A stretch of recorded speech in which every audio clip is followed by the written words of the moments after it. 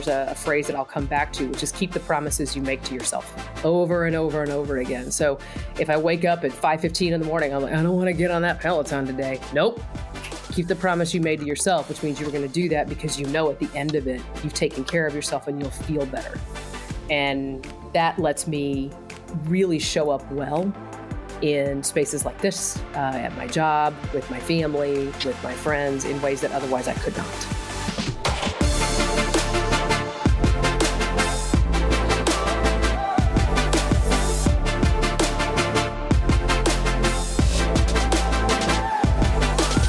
Hello, Loren. Hello, Kelsey. How are you? I am fantastic, well-rested, optimistic. It's sunny. I'm feeling good. How are you? That's awesome. I'm excited. We just recorded another episode of Campus Confidential. Want to tell us who we had on today? JPK. Oh, what does that stand for? That will ring a bell for students and colleagues who've known Dr. Julie Payne-Kirchmeier over the years. She goes by JPK, who know her well. She's the Vice President for Student Success at Indiana University. Many people think of IU as Bloomington, but actually it's 9 campuses. And so she is the VP for Student Success for the system, all 9 campuses. She's the first to hold this cabinet level position. I'm an IU grad, as people will hear in this, proud IU grads, people will hear in this episode. I'm really, really thrilled she's at Indiana. So I've known her, you have known her for a long time, many people. She's been a very visible figure. She was at Northwestern for a decade and has been really involved, in NASPA, the Student Affairs Administrators in Higher Ed, and housing groups, and just been very, very involved as a professional colleague over the years. So I'm thrilled to have her today. Yeah, it was a very fast-paced conversation. If you've ever been around JPK, there's, slow's not really the pace. It's fast. And this episode proves that to be true. One thing that I thought was interesting, on paper, her career very much looks like a career ladder. It looks like it was done very intentionally and thought out. And I think we get into a little bit of the conversation that everything you read isn't always the way it happens in real life. So it's interesting to really dig into someone's story and hear about how they got to where they were in that path. Yeah. She really did describe that. And the other thing I really enjoyed about this conversation, I have known Julie professionally over the years. We've certainly had personal moments, but she talked a lot about knowing herself. And so that issue of it looks very intentional in the latter, she even debunks that a little bit and reveals in the interview, in the conversation, how much she wishes that was true, but it's not entirely true. So I loved that about the conversation today. Yeah. And the best line of the whole thing is keep promises to yourself. Absolutely. I think that's something that will sit with me for a while. Yeah. Shall we listen? Let's do it.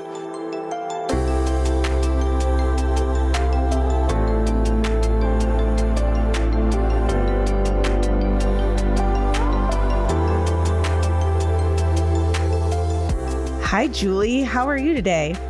I'm great. How are you, Kelsey? I'm awesome. Thank you so much for joining us on Campus Confidential. Absolutely. It's fun to be here. And for those of you who can't see it, Lauren's totally decked out in IU gear. It's Go IU. Best. That's right. Cream and crimson. We have a long history, by the way. My father is a graduate. My sister and brother-in-law live in Bloomington, graduates. My wife and I met on campus. She's a graduate. So we have this really deep history at IU as well. So we're in it with sort of familial connection. I love that. I'm the first person in my family to be connected with IU, but I'm like third generation person from Indiana. Like I was born in Texas, but my mother was born in Indianapolis. Oh, I didn't know Her mother that. And father were born here. And like they and my mother, well, not my mother, they and my 2 aunts like graduated from different areas all around the state. So like we've got Hoosier a Purdue roots. grad. Yeah, we've got a Purdue grad. We've got a Butler grad. We've got a couple DePaul grads. But I graduated from Indiana State with my PhD, but nobody from IU. So I'm first. You could run for governor with all these connections, Julie. Yay. Are we getting insight into your next career? No, Yeah. Running a campaign doesn't sound like fun. I'd run someone else's. That's fair. That's fair. So Julie, clearly at IU, tell us, we like to start each episode with our guest telling us, how do you describe what you do to a rideshare driver? Very carefully and deliberatively, because as soon as I say student success, they're like, what are you talking about? Unless they're a student. So my job is vice president for student success. And I think the way I like to describe it is I have the best job in the world, because all day I get to think about, plan for, and co-create ways to help students be successful at a college, university, and beyond. And it's kind of that simple and that complicated at the same time, because when you have something that broad, it encompasses so much and so many people. But that's also what makes it a lot of fun, right? From the strategy to the implementation to, both being the strategic home for all these initiatives and also being that campus partner. It's really what makes it fulfilling. Yeah. Yeah, it is a fulfilling role. And clearly, when we look back over your career journey, you've had a lot of experience that has led you to this role. So can we back it up? And prior to recording, I did mention fish camp. So I'm interested in kind of at what point in time in your life were you like, this is what I want to do? Or how did you even start? Yeah, I think that's a great question. I was one of those students in college. And for those that are listening, when Kelsey says fish camp, she's talking about Texas A&M University and College Station. We probably should have started with Howdy, this podcast with Howdy, right? And a big gig 'em, right? Yeah. I mean, Loren's owning his Indiana roots, and I will also own my Texas and Texas A&M roots here. I was one of those hyper-involved students, like, from running to be floor rep of my residence hall to subsequently being asked to consider other housing opportunities at one point. I was that student also. To really getting involved with my sorority, with class council, the Opera and Performing Arts Society, a whole host of these things. But when I started at A&M, I went there because they had one of the only genetics programs in the state. And I really wanted to go into genetics. I love science, always have as a kid, and still do. And so I was getting through this program. But at the time, back when dinosaurs roamed the earth is when I went to college. We had these, if you wanted to go into genetics, you were really kind of going into research. The application had started, but it wasn't as robust. And so I found myself having to do this lab experience as part of my degree program. And we were growing mold. It's called oak wilt. Kills oak trees by the grove. And it was just over and over and over again. And the two of you have known me for a long time. And I probably don't thrive so well in an isolated laboratory environment, growing mold and putting it in a gel. And so I had one of those wonderful moments. We could call it cathartic. We could call it a freak out, which I believe is probably the latter. And I happened to have that freak out with my sorority advisor. Her name's Bonnie Bejarano Sanders. And she also happened to be the coordinator of student life orientation at Texas A&M. And she looked at me after this freak out. She asked me one question. She said, what did you learn the most from when throughout your collegiate experiences? And I was a first semester senior at this point. And I said, truthfully, I think it was everything outside of, I learned about myself. I learned, I learned all these skills. I moved away from being that, sure, I was outspoken, but terrified undergraduate to kind of stepping a little bit more into my own. And she stared at me and she said, you know that kind of work is a career. And I evidently looked at her with this blank face. And she goes, yeah, I get paid for what I do. And I just couldn't believe it. I was blown away. And it just all clicked that these advisors like Ann Black and Dennis Cook and a whole host of others who had been there and had poured into me, they did this because it was an actual career and to them a calling.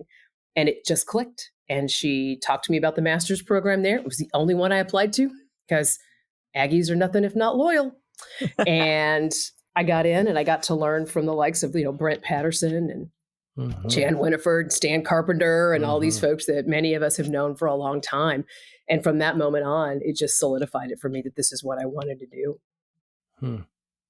And that experience where it clicked for you, was that your senior year? Mm-hmm. So it was late in the game. Late in the game. Yeah, this was my story too. But you were late in the game. And if that hadn't clicked, did you have other thoughts about what you would do? Was it going to be the genetics path? In my mind, I think it would have had to be. Uh-huh. What that looked like, I wouldn't have known. I look back on it now and I'm like, I had some great academic advisors that advised me about classes, but not necessarily about what was next. And so I often reflect back to that experience now as I'm looking at this big student success picture, and how we need to think about that differently now. Because I think had I had a different kind of conversation, and I'm not casting any kind of negativity toward the academic advisors at that time. That field has evolved just like all of our work has evolved over time. But had I had a different kind of conversation about goals, about what I like to do, been connected over to the career assessments that, quite frankly, I didn't know existed, I think I might have had a different decision. I mean, I changed my major 5 times, but it was all in science. And I started in genetics and I went around a big loop and I came back there because I needed to graduate. So, there's practicality here. So back to the mold. Yeah. Right. Back to the important thing. Get through the mold. Let's talk about the mold. The mold will get you a degree. Well, and who knew that after, a couple years later, I go into housing and residence life and I'm at Lamar University in Beaumont, Texas, and we're dealing about mold. There's mold, right? It's humid. Like, oh God, facility work. So, yeah. Full circle. So, talk to us about kind of it seems to me that a lot of people are on what we call the career lattice versus the career ladder. But when I look at your, call it LinkedIn profile, or I look at kind of your career path, it feels very ladderish to me. It seems intentional on paper. Was it that way? You go to Lamar, you're in housing. Talk to us about kind of how that worked for you. Oh my God, I wish I could go back and go, yes, this was planned from the beginning. Oh, it was not. I got into the master's program and my first job was in orientation. And, I did parent and family orientation as a graduate assistant. And I, again, like I was as a student leader, I was as a graduate student. I'm like, what assistantship can I get? What practicum can I get that's different than what I understand? Because I knew I needed to know more than student activities and fraternity and sorority life. And so leaning into that, I had assistantships all over the place and realized at some point that all of that exists in housing and residence life. And so that made sense to me to go into that as a career. I thought I was going to go to another flagship big institution. And then I interviewed with Lamar University and realized if I really wanted to learn something, I couldn't just go into the same thing I'd done before. It would be a different campus, sure, different culture, but one large flagship institution or land grant institution, there's a lot of similarities between them, even if we don't want to admit it, because we're all, special. Unique. Special, right. Mm-hmm. And moving to that mid-sized public institution in it was, the third tier system in the state at that time. Wow. Completely different experience. It tested my skills at a very different level. And while I was only there for 2 years and then went to a regional campus in, the University of Southern Indiana and Evansville, both of those campuses were similar sized. I would not have, I don't think, advanced as much as I did as early as I did had I not done that, because you get exposed to so much. You're doing so many different things. I ran strategic planning for our division at the University of Southern Indiana, and I was 5-6 years out of grad school at that point. That's not typically something that you would do. And so I really think that helped me just become stronger. The other thing that happened a lot, Kelsey, is I either got tapped or I would just see a problem and be like, we need to fix that. And then someone would look at you and go, well, are you going to fix it? Particularly on a smaller campus. And you're like, I guess it's me.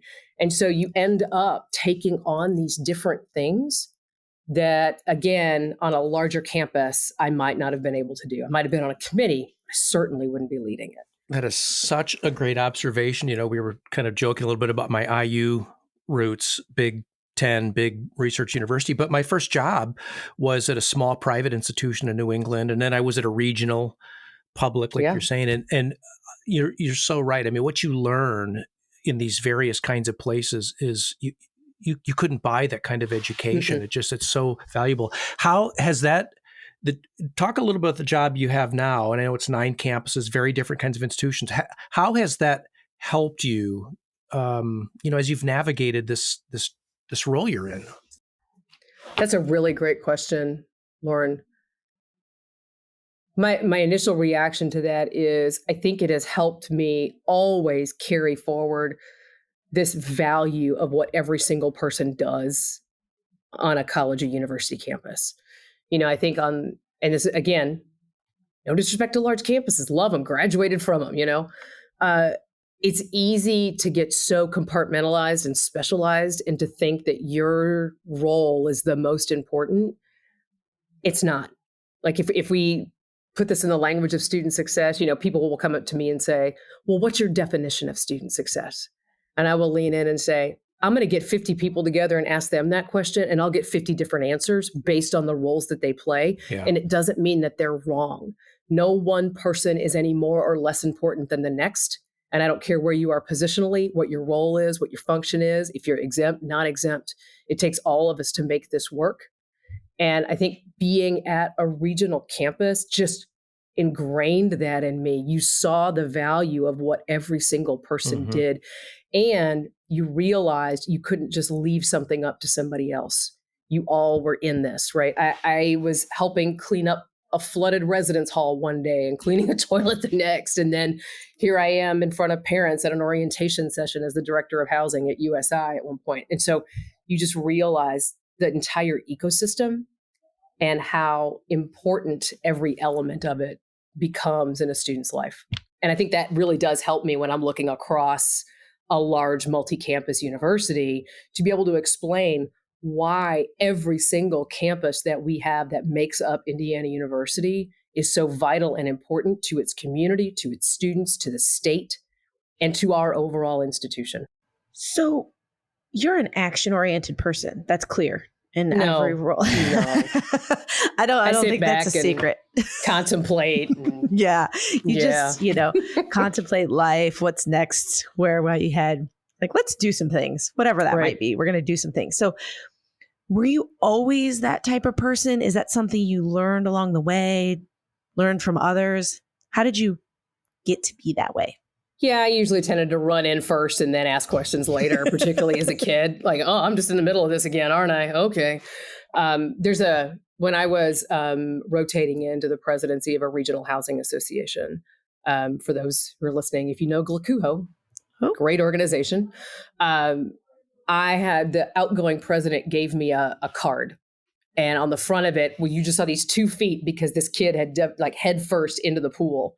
And in the card, he was telling me, this reminds me of you. It's like, just go in. And it's been that way a lot. I will say, Kelsey, though, that I have come to understand when I need to really be action oriented and when I might need to test the temperature of that pool water a little bit. And that's come with time. Sometimes it's trial and error. Sometimes it's kind of embracing and really coming to understand the leader that you are and the leader that you want to be, and adjusting it to be the most effective for the moment. I don't think that's being disingenuous to me. It's just calibrating a little bit so that it's not always the reaction or always the movement. It truly is, you use it when it's important and when it's necessary. And you kind of hone the other strengths that you have too. It's showing up based on your values. It's using emotional intelligence, right? Because this idea of if I'll use the analogy, if you're a bull and is trying to shop everywhere you're at, we got problems, right? Right. And if you're the bigger example for me as an individual, if you're driving the train and you're driving it fast and no one's on that train with you, that's right. It's gonna be a long road ahead. Right. So I got some feedback early about and one of the best lessons I ever learned was feedback doesn't mean you're wrong. Feedback is a gift. If people didn't care about you, they would tell you nothing. That's right. That's a great way to say it, Loren. Feedback is love because people care. And early on, maybe mid-career, I got feedback from a staff member who said, Julie, you move fast. And I still do. You can go from A to Z in 20 seconds. The rest of us need the rest of that alphabet to catch up with you. So help us think about that and actually help us offer the alphabet along the way. And that cemented for me that, okay, my leadership style is great. It's unique to me. It is organic to me. And I will often default to that. But it's not any more important than the other people that are part of this team. Well, and I have to value that. And you were describing circumstances, Julie, and Kelsey, you were talking about values, both of which are at play here. But there are circumstances, for example, during the pandemic that we're still trying to work our way out of. There were, like many of us, involved in sort of day-to-day emergency all hazard sort of response planning. And I've never been accused of being overly patient either, Julie, so we share that a little bit. But there were moments where a decision had to be made. There is not enough information. We have to decide now. And that's, circumstantially. But my value system, I hope, was still at play there. I was trying to make the best decision possible for the people that needed it. And so, I guess I would say that there are probably times, let me just put out there, that there are times where that rush in first, make a decision fast has got to be the way something rolls. And then there's all the times where that's the absolute, to your point, Kelsey, the worst possible thing you could do because it's hard to recover from it, right? So, right. Or it becomes, if you do it so much, it just becomes about you. That's true. Not the work that we're in, right? It's not about me. Yeah. I have a leadership style. I have skills. I have defaults, let's say, which if they go too far become faults. And so you have to learn what those are. Yeah. You have to learn, if anybody out here is a strengths finder human, I've got strengths. Shockingly enough, activator is in the top 5. I know you're all floored by that. I'm shocked. Good guess, Kelsey. Right. But so is strategic. Yep. So is communication. So is woo. And so is includer. And so those things, when I learned that, like, if I balance these, I'm in a much better position as a leader. And then I need to seek people out who don't have those, because then the picture becomes far more complete. Yeah. Do you do that actively when you're hiring? I mean, your strengths. How do you assess strengths in other people when you're selecting a team? How do you do that? And do you do that? I do. We don't say, here, take the strengths finder and we'll either qualify you or disqualify you. We don't do that. But I think there are questions you can ask. There are examples that you could ask for that let you know how folks navigate in these environments. And typically when people answer them, they will answer from their strongest perspectives, and you get to hear what some of those talents are. So understanding, strengths and being trained in that. I'm actually a certified, facilitator as well. And so, it's not that there's some code that I'm looking for, but you get an idea. And so like when I started here, there were staff that were part of my team that had just been put together, like 4 of us. And then I knew I needed to hire a couple of others. I intentionally looked for people who were different than me. I needed that. I can't have an entire little group of Julies running around here because we'll all just default to activator and start, bowling people over. We need the people who take a breath. We need those folks that show like that deliberative quality or have those analytical skills to slow us down when needed. And then they need us to push. And that works really well. Mm-hmm. So Julie, when you're working with people with, first of all, love the approach, agree with it completely on creating a well-balanced team. How do you create space? So I feel like I heard you say that it was a staff person that gave you the feedback early on in your career. How did you create an environment that allowed people to feel like they could give you that feedback?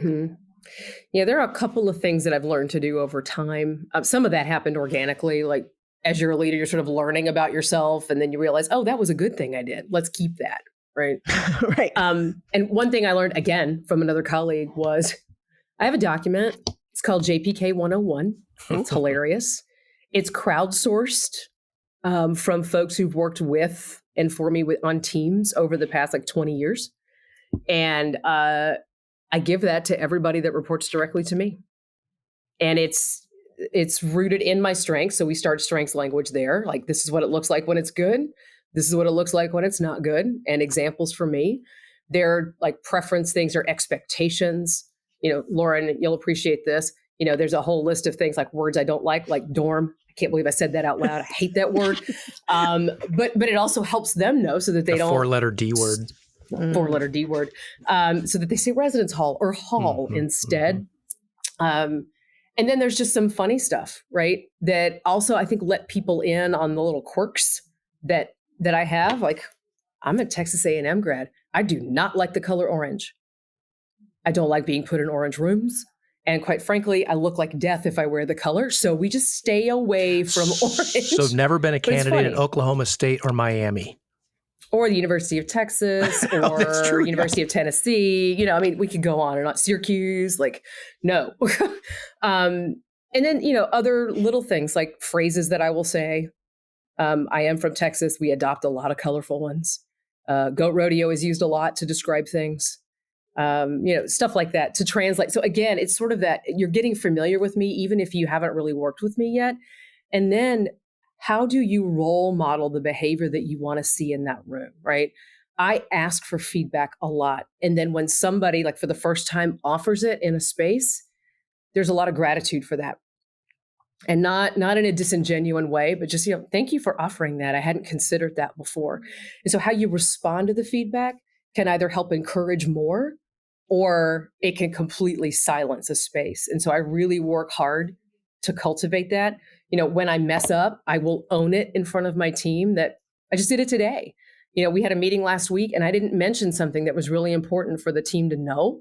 And that was on me. I just skipped right past it.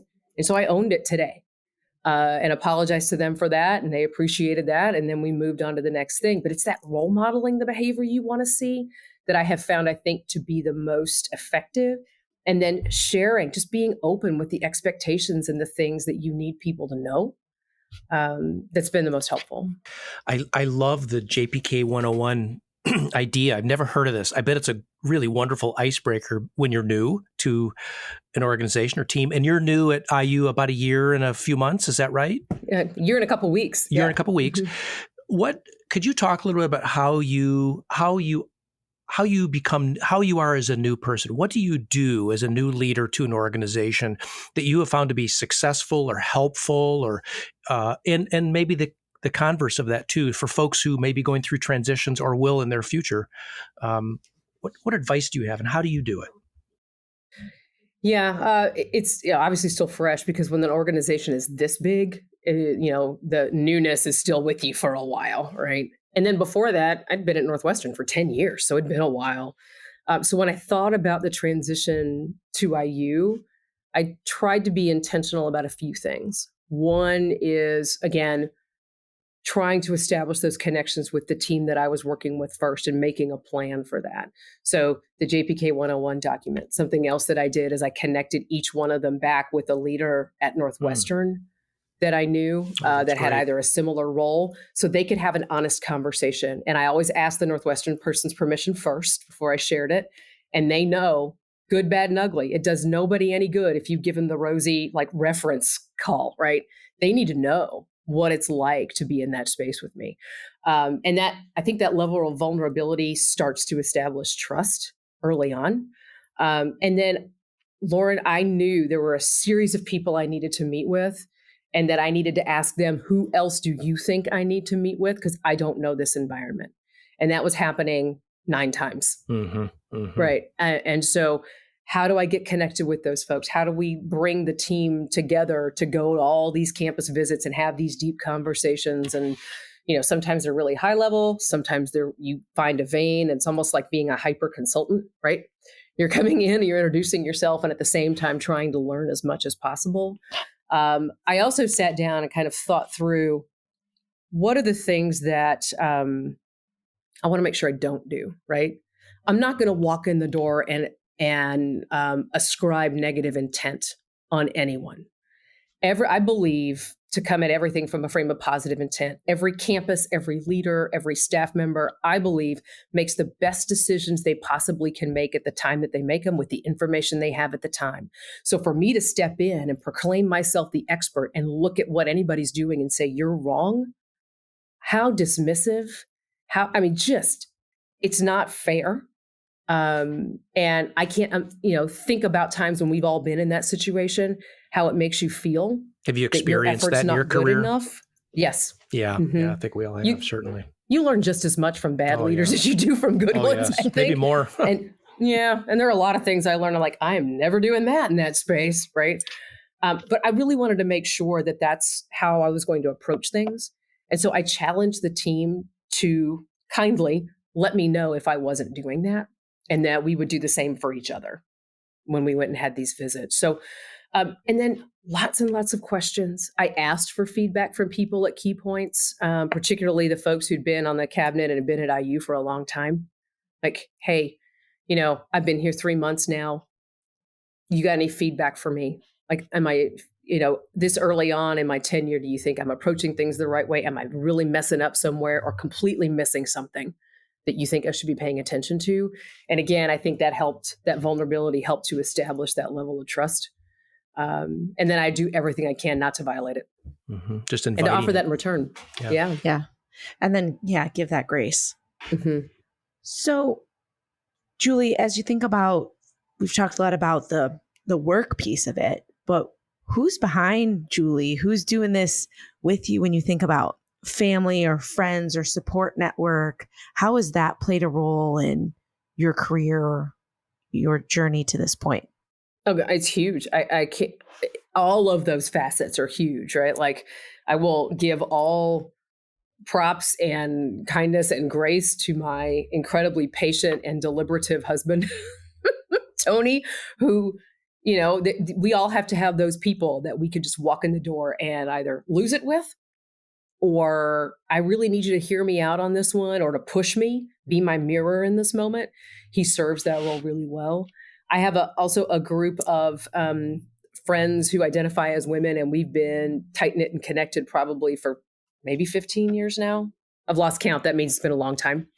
And these are the folks that I can call who will absolutely call me on my BS. They will. I mean, I can sit there and, when you're trying to rationalize your behavior or a decision you've made, and, I can name 3 of them right now who would say, I'm going to stop you right there. This is what I'm hearing. And then you just kind of have to sit back and say, yeah, you're right. And they also help talk through really difficult decisions. Even my decision to leave Northwestern, a place that I love and the people that I love to this day, to come here and take on this new experience. I had some really intense conversations with one of those friends of mine who has the ability just to kind of walk me through things and crystallize my responses in like one line or two. And it just makes it so evident. And then my bigger network of colleagues and peers, you are 2 of them, right? And I know many others through my experiences with the CUHOI and particularly in NASPA in particular that I know I can call. I've called Loren out of the blue, just texting him, Loren, I don't know what to do with this situation. I've called Kevin Kruger before. I've called Anne-Marie Klotz. I've called a ton of different people in those spaces based on the issue, just to be able to say, all right, I need somebody who has either seen this before or has had to puzzle through something this complex before, or weird. We all have the weird things, who can give you that really great feedback and frame of reference. So in that way, yes, I've cultivated it. A lot of it happened organically, and I'm grateful that I've kept up with it. If that makes sense. Yeah, it does make sense. When you say organically, is it because of your involvement in associations, your volunteering? Like, how did you, I think a lot of times people just get stuck with yes, I know I need a network. Yes, I should know more people outside of my campus. I have no idea how to even start or how to do it. Yeah, I was not the one that kind of went forward and said, I'm going to meet with 10 people at this conference and I'm going to write them down and I'm going to send I'm terrible at that. I will own it. I'm awful at that. I think both of you know, if you text me and I don't respond, it's not because I don't appreciate you. It's because everything else is right here. And, 2 weeks later, you'll get an answer.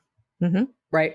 But it's, as you would engage with people in those professional experiences, could be a committee work, could be, leadership role, could just be you're sitting with somebody at a coffee shop, or quite frankly, as many of us have, at a bar, and you're having a great deep conversation and it just clicks. You find your people, you have the commonality of the work, but then you find folks who really kind of add a richness and a dimension to the work.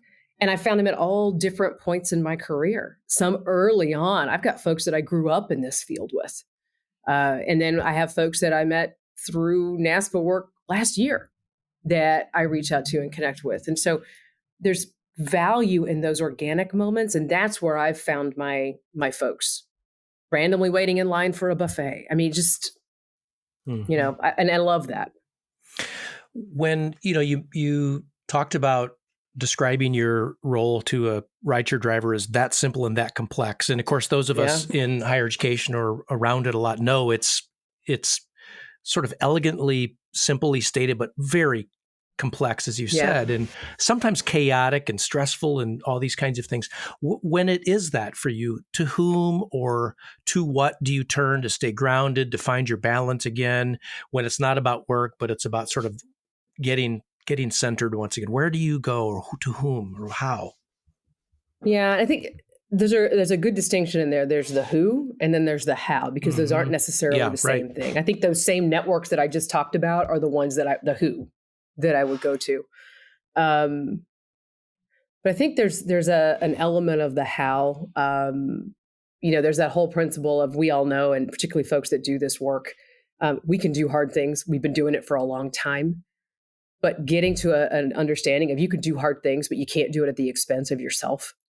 And I had that realization I had to come to several years ago when I was at an institution and I was having what I now know to be a panic attack, and I didn't know what they were.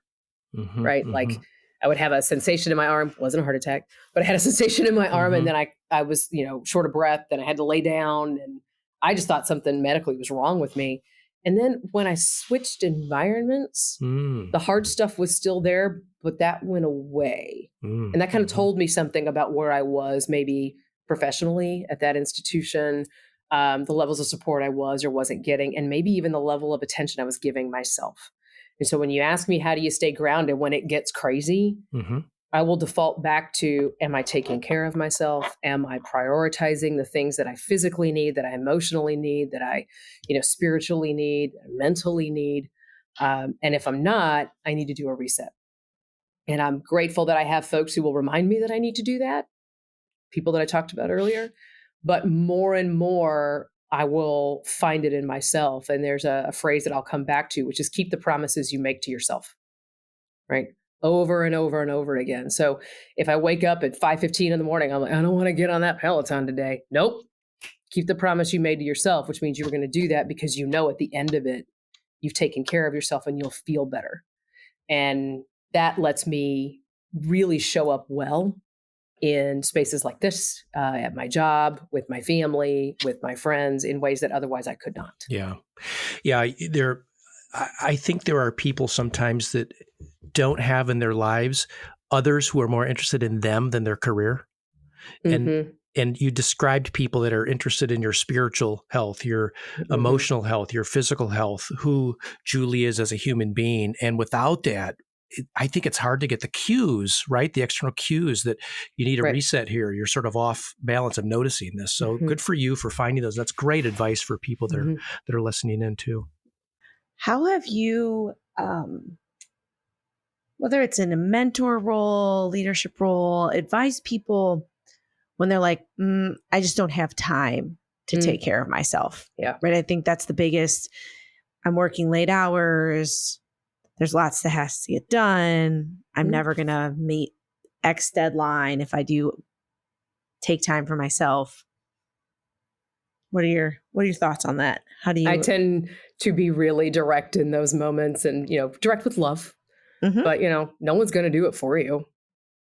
You can either continue to burn the candle at both ends, and you will face what I faced. And I tend to be honest with them about my own experiences there as well. Again, it's a level of vulnerability. I think it's important. People can see you as a whole human being and know that you've also struggled with things. We didn't just get plopped down fully formed into these positions and in these roles. We all had a journey.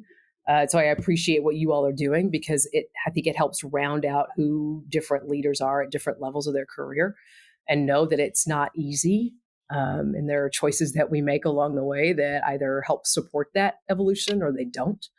And so somebody says, I don't have time. Well, here's what's probably going to happen, or in some way, shape, or form. If you don't have time for your family, you're going to isolate yourself. If you don't have time to take care of your health, you're going to become unhealthy and be unwell in every facet of that. And then how are you going to show up for other people? If you are talking to students all day about their own wellness and well-being, and you're not doing it yourself, you will not come across as genuine, and students will not believe you, and they will not trust you. And so again, then at your work, you're not being effective. So it doesn't matter if you're there 18, 20 hours a day. You've got to really just embrace that self-care. And I say that carefully. And we can get into why maybe later on.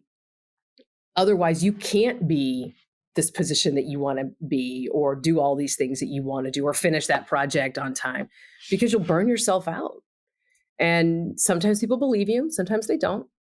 I think the first thing I try and encourage them to do is, look, I'm so-and-so in your life. I might not be a mentor. I might be somebody you just ask the question to on that day. Because, in student affairs, student engagement work, we kind of do that. We tend to be pretty trusting up front to begin with.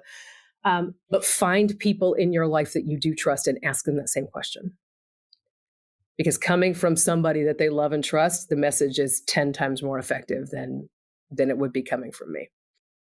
That's right. And I think Loren and I have been talking a lot about, in a certain group of people, of, what do employees need right now? What do people need in this environment for the most part? And it's simple and hard. I feel like that's the theme of this conversation, right? Yeah. I want to be seen. I want to be heard. I want to be communicated with. I want to be empowered to do the work. And so to be able to be a leader that can do those things for people is huge. Yeah. And I think at the core of it all is, you got to remember, it is not about you. It is never about me. That's right. It doesn't, I can't remember who the person was that quoted it, so I'll just say it was Abraham Lincoln, because, the internet says Abraham Lincoln said everything, right? It's amazing what you can accomplish if you don't care who gets the credit. And if you can hold on to that and really do all the things that you just outlined, Kelsey, for and with the folks that you have, really the, honor of working with every day, then your results will be better. Your team will be stronger. People care about what they help to create. I credit Penny Rue with that statement. She's the first person that said it in front of me, and I will embrace it forever. Is that, again, if it's not about me, it's about that bigger collective we, then everyone needs to be involved in some way in creating that new thing, that new space, that direction, that vision. Everybody might credit Abe Lincoln, but I'm just going to credit Julie from now on. It's amazing what you can get done, Julie says, if you don't care who gets a credit. So you're going to be the new source now, Julie, for that. It's recorded. It's going to be in a podcast. So you're going to be the source for that. Well, this conversation has been so fun. It's good to see you again. You have been just a delight, through this conversation, as you have through our lives.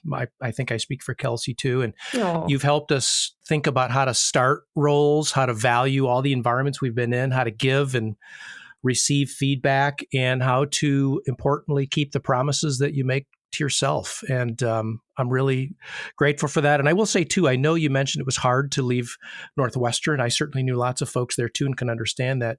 But as a IU grad, I'm really, really happy that you're at Indiana University, and I feel very confident in the institution and the leadership, particularly with your arrival there. So thank you for your leadership at Northwestern and at IU, and your insights and your gifts today. So thank you. Well, thanks, Loren. Coming from a diehard IU grad and somebody who's worked here, and by the way, whose picture is on the wall of the IMU, which is really fun to go look at. It's a little weird. It's fun. I'm like, it's Loren. Less gray hair. It means a lot to hear that. So thank you for that. And it's really been a joy, both this conversation and being part of Indiana University. Really has. Awesome. Thank you. Thank you. Of course. Hey, before you go, and it's going to upload, don't stop recording yet. Julie, have you ever been in a movie? Yes. Yes? Mm-hmm. Like a Hollywood movie? What other kind of movie were you thinking? So, I don't know, home movie? Yes, so fast. It was regional. Oh. It was called Victimize. I am on IMDb. It's out there. Yes. Okay. Mm-hmm. I saw it online. I didn't want to bring this up I saw there was an online. I was doing my research too, trying to find student interviews, and it came up, and your net worth is $16 million. It said. So. Oh, I didn't know that. Wow. Maybe you could retire. Good Excuse me job. while I go call the president. Hold on. Yeah. What kind of donation I want to make? There's a picture and everything. There's your picture. It has the movie, and it says you're an actress and your net worth is $16 million. So, good job. Who knew? Yeah. Who knew? I'm going to wait now for the development office at Texas A&M to call once this is done. That's right. Give him time. Give him time.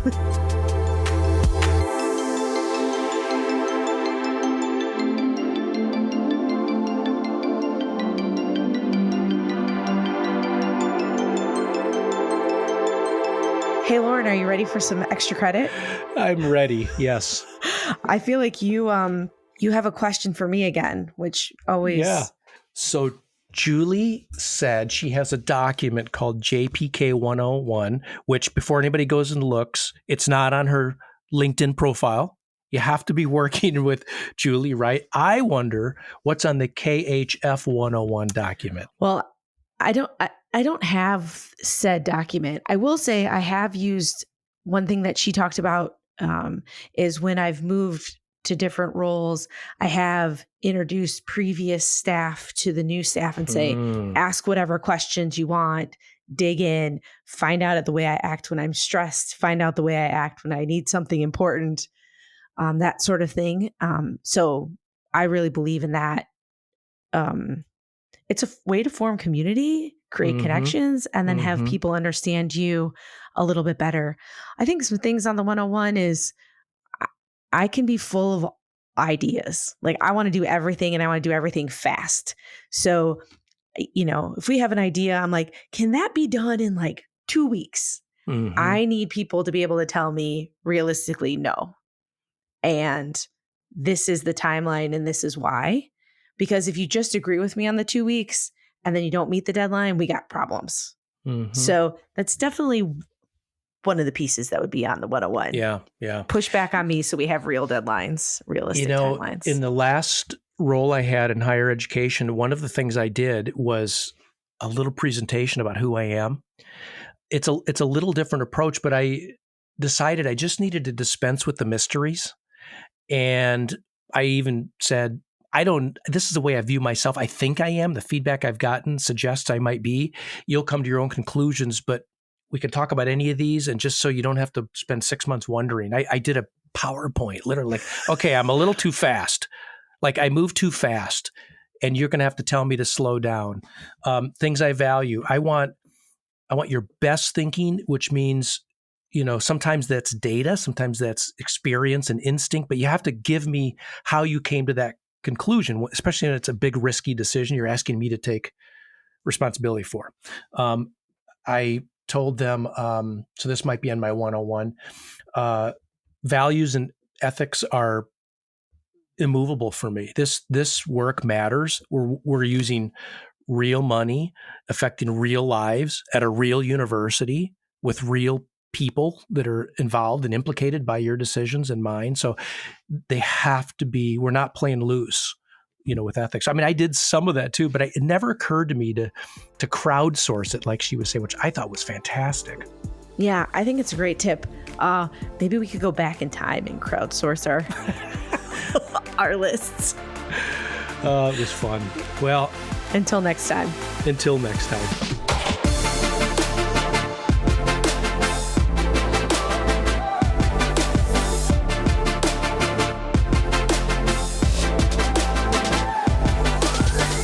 Campus Confidential is presented by Compass Group, produced by Corey Inscoe and Jen Fisher, with your hosts, Kelsey, Harmon, Finn, and Loren Rullman.